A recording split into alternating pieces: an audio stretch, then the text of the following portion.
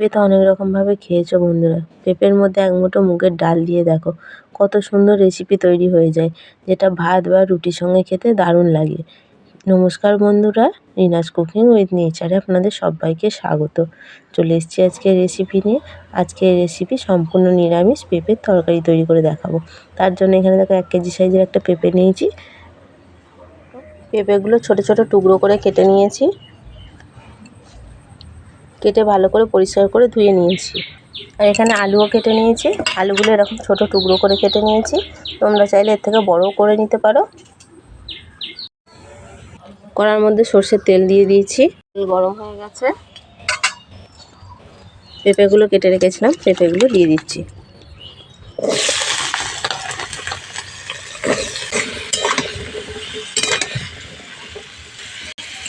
পেঁপের মধ্যে আলুগুলো দিয়ে দিচ্ছি।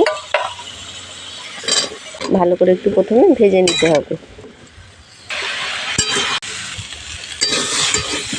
পেঁপে আর আলুটা হালকা করে ভেজে নিয়েছি। মুগের ডাল নিয়েছি, মুগের ডালটা এর মধ্যে দিয়ে দেব। মুগের ডালটা এর সঙ্গে ভেজে নেব।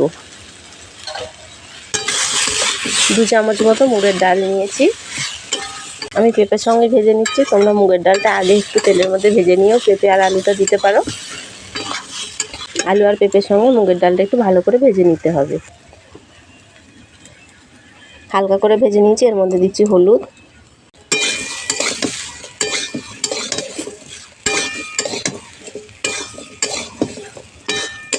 পরিমাণ মতো দিচ্ছি নুন। মুগের ডালের সঙ্গে আলু পেঁপে খুব ভালো করে একসঙ্গে সব ভেজে নিয়েছি।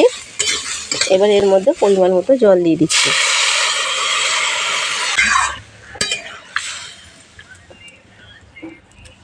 আলু পেঁপে খুব ভালো করে সেদ্ধ করে নেব। ঢাকাটা এবার খুলে নিচ্ছি।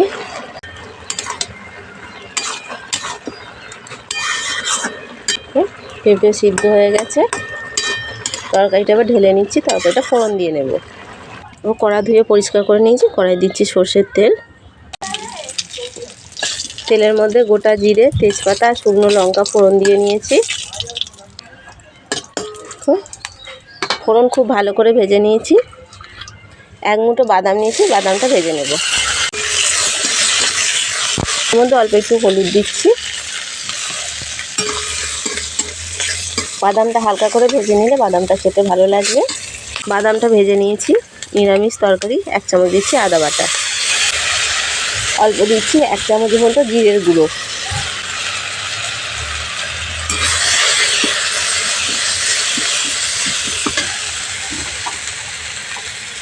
ঝালের জন্য দিচ্ছি অল্প একটু লঙ্কার গুঁড়ো।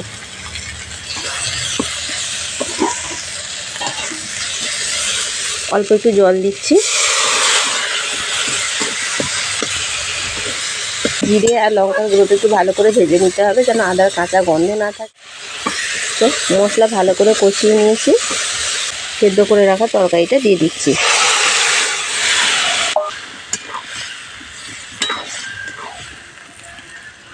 তরকারি আমরা সকলে একটু মিষ্টি মিষ্টি পছন্দ করি। 1 চামচ দিচ্ছি চিনি। আর অল্প দিচ্ছি একটু গরম মশলার গুঁড়ো। চিনি আর গরম মশলাটা খুব ভালো করে মিশিয়ে নেব। অল্প এর মধ্যে 1/2 কাপ মতো জল দিয়েছি। এবার ঢাকা দিয়ে 2 মিনিট ভালো করে ফুটিয়ে নেব। ওই তো 2 মিনিট হয়ে গেছে। ঢাকাটা এবার খুলে নিচ্ছি।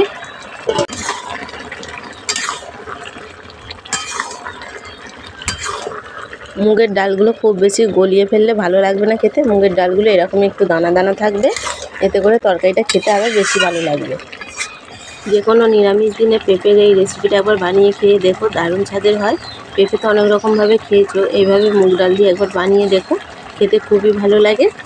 রুটি বা পরোটার সঙ্গেও খেতে পারবে, দারুণ স্বাদের হয়।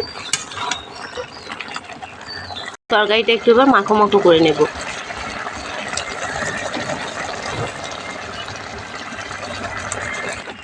তো তরকারিটা মাখো মাখো হয়ে গেছে। তরকারিটা আমি এবার নামিয়ে নিচ্ছি।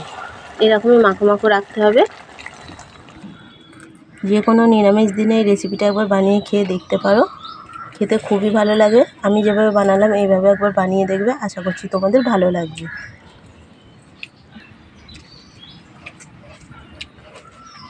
মুগের ডাল আর বাদাম দিয়ে নিরামিষ এই পেঁপের ঘন্টের রেসিপিটা তোমাদের কেমন লাগলো কমেন্ট করে অবশ্যই জানিও। রেসিপিটা ভালো লাগলে একটা লাইক কমেন্ট শেয়ার করবে। আর চ্যানেলে নতুন বন্ধু হয়ে থাকলে চ্যানেলটা সাবস্ক্রাইব করার অনুরোধ রইল। পাশে থাকা বেল আইকনটা অবশ্যই প্রেস করে দেবে। আমার চ্যানেলে নতুন কোনো ভিডিও দিলে ভিডিওর নোটিফিকেশান সবার আগে তোমাদের কাছে পৌঁছে যাবে। ফিরে আসবো আবার অন্য কোনো রেসিপি নিয়ে।